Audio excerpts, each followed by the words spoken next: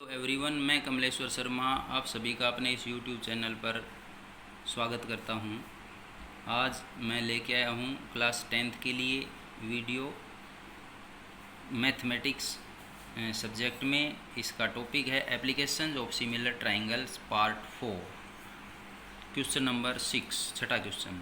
तो स्टेटमेंट है, in figure triangle EDC similar triangle EBA, angle BEC is equal to 115 and angle EDC is equal to 70. Find angle DEC, angle DCE, angle EAB, angle AEB and angle EBA। एक बार फिर से देखेंगे इस diagram को साथ लेते हुए। In figure triangle EDC similar triangle EBA। तो EDC ट्राइंगल ये है, EDC ये, और EBA ये ट्राइंगल है। ये ऊपर वाले ट्राइंगल और नीचे वाले दोनों ट्राइंगल सिमिलर हैं। उसके बाद एंगल BEC 115 है, तो BEC 115 है।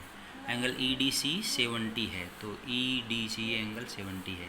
तो हमें फाइंड करना है angle DEC, angle DCE, angle EAB, angle AEB, angle EBA। हमारा फर्स्ट स्टेप है गिवन। तो गिवन मैंने लिखा है from figure triangle EDC similar triangle EBA।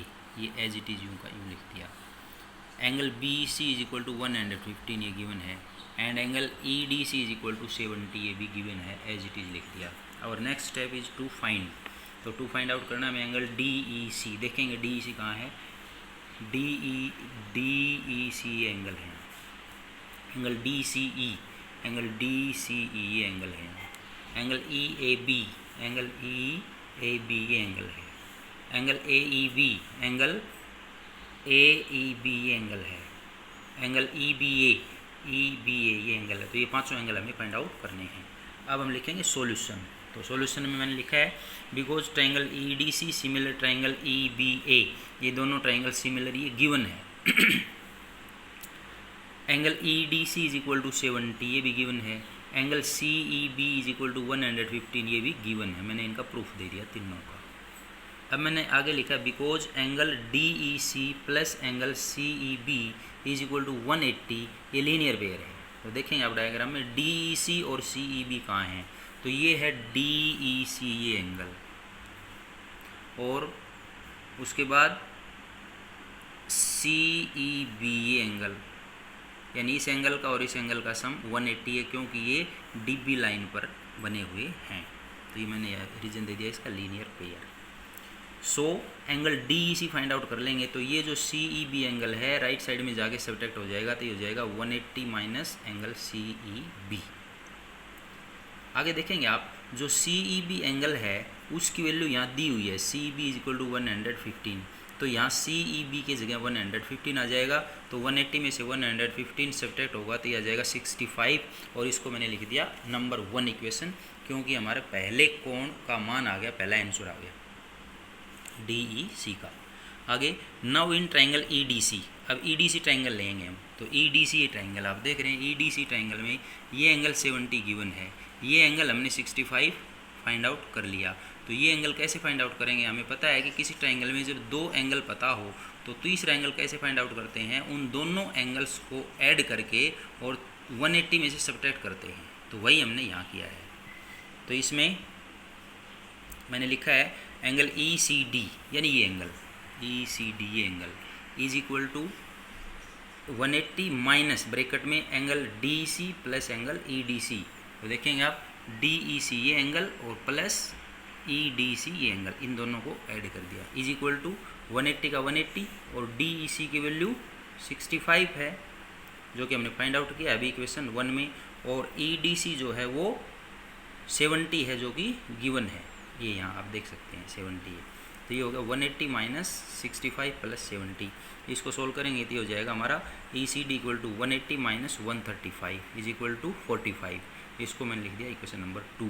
तो ये ECD एंगल आ गया, दूसरा एंगल आ गया, दूसरा आंसर आ गया।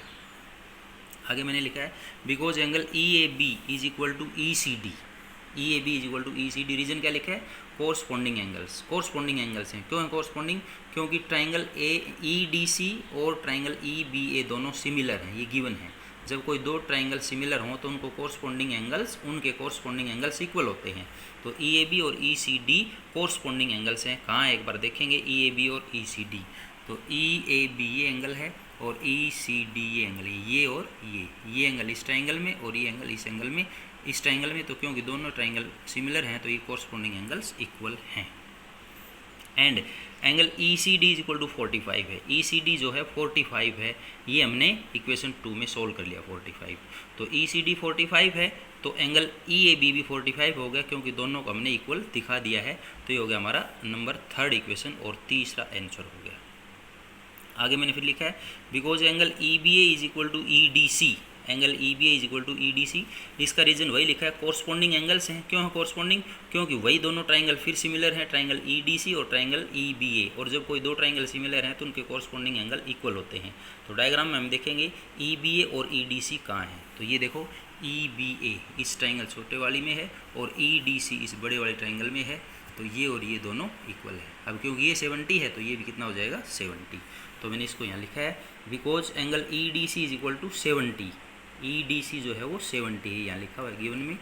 तो ये 70 है तो एंगल ई बी ए भी ए जो है वो भी 70 हो जाएगा। और इसको मैंने लिख दिया 4th। तो ये हमारा चौथा आंसर आ गया, 4th आंसर आ गया। And angle A E B is equal to C E D, जो ए ई बी है वो एंगल सी ई डी के इक्वल है। क्यों है? वर्टिकली ऑपोजिट हैं। आप डायग्राम में देख सकते हैं ए ई बी ये एंगल है और सी ई डी ये और ये दोनों वर्टिकली ऑपोजिट हैं। वर्टिकली ऑपोजिट क्यों हैं? क्योंकि ये दो लाइन एक दूसरे को इंटरसेक्ट कर रही हैं तो इनके वर्टेक्स जो हैं एक दूसरे के मिले हुए हैं, ये इनके शीर्ष वर्टेक्स वर्टिसिज। सो ये दोनों वर्टिकली ऑपोजिट हैं तो वर्टिकली ऑपोजिट इक्वल होते हैं। तो ये दोनों इक्वल हैं, इसका रीजन लिख दिया, इसका प्रूफ दे दिया। अब बिकॉज एंगल जो सी ई डी है वो 65 है, सी ई डी हमने 65 यहाँ इक्वेशन नंबर 1 में सोल्व किया था, इसको हमने डी ई सी लिखा हुआ है। तो इसको आप सी ई डी भी लिख सकते हैं और डी ई सी भी लिख सकते हैं, ई जो है वो बीच में होना चाहिए। तो because C E D is equal to 65 so angle A E B भी कितना हो गया 65। ये हमारा 5वां आंसर आ गया। तो इस प्रकार से हमारे 5वां एंगल आ गए। पहला एंगल है D E C is equal to 65, दूसरा एंगल है E C D is equal to 45, तीसरा एंगल है angle E A B is equal to 45, चौथा एंगल है angle E B A is equal to 70 और पांचवा एंगल है angle A E B is equal to 65। इस तरह से ये हमारा क्वेश्चन कंप्लीट हुआ। अब हमारा नेक्स्ट क्वेश्चन है क्वेश्चन नंबर 7। तो इसका स्टेटमेंट है in figure if P S parallel to Q R prove that triangle P O S similar triangle R O Q. एक बार फिर से आप स्टेटमेंट इस डायग्राम के अकॉर्डिंग देखेंगे। इन फिगर इस फिगर में if P S parallel to Q R, P S parallel to Q R ये आपस में पैरेलल हैं, ये हो ये, then prove that triangle P O S ये इधर वाली triangle similar triangle R O Q इसके इन दोनों को सिमिलर प्रूव करना है। तो गिवन हो गया as it is in figure P S parallel Q R. To prove वही हो गया, डायरेक्ट क्यों को लिख दिया हमने triangle P O S similar triangle R O Q, then proof, तब हम प्रूफ देंगे और फाइनल स्टेप। सो मैंने लिखा in triangle P O S and triangle R O Q. तो पी ओ एस और आर ओ क्यू ट्राइंगल में, तो पी ओ एस ये ट्राइंगल है और आर ओ क्यू ये ट्राइंगल, इन दोनों ट्राइंगल्स में क्या लिखा है मैंने, because P S parallel to Q R ये गिवन है, P S parallel to Q R, ये पी एस है और ये क्यू आर है, दोनों पैरेलल हैं, ये गिवन है। Here S Q and R P, here S Q and R P, तो देखेंगे आप ये एस क्यू है, एस क्यू आर पी ये है, S Q and R P are the transversals हैं, ये ट्रांसवर्सल है मतलब इनको तिरछे रूप में काटती हैं। जो पैरेलल हैं पी एस और आर क्यू क्यू आर, इन्हें ये इस प्रकार से तिरछे रूप में काटती हैं, तो ये इनके ट्रांसवर्सल हैं, क्या क्या, S Q and R P. तो यहाँ से प्रॉपर्टी लगेगी so angle P S O is equal to R Q O. इसका रीजन लिखा मैंने अल्टरनेट एंगल्स हैं। पी एस ओ कहाँ है देखेंगे, P S O angle P S O ये angle is equal to R Q O, तो R Q ओ ये दोनों अल्टरनेट एंगल है, क्योंकि ये क्यू आर और पी एस पैरेलल हैं और ये इनकी ट्रांसवर्सल है एस क्यू। तो this angle and these both two angles are equal because these are alternate angles. ये प्रॉपर्टी है जो कि हमने 9th में पढ़ी थी। इसी प्रकार से angle S P O is equal to Q R O, ये भी अल्टरनेट एंगल्स हैं, एस पी ओ और क्यू आर ओ। तो एस पी ओ कहाँ है, ये है S P O this angle, और QRO दिस एंगल, अब की बार ट्रांसवर्सल है PR, तो ये और ये दोनों एंगल इक्वल हैं, ये और ये इक्वल है, तो इसका वही रीजन होगा अल्टरनेट एंगल्स। अब angle POS is equal to QOR, ये इसका रीजन लिखा है मैंने वर्टिकली ओपोजिट एंगल्स, देखें कहाँ है POS ये एंगल, और एंगल QOR ये वर्टिकली ऑपोजिट। उसी प्रकार से देखो आप ये दोनों इंटरसेक्ट कर रही हैं लाइन, तो ये इनके वर्टिकली ऑपोजिट हैं, तो वर्टिकली ऑपोजिट एंगल इक्वल होते हैं।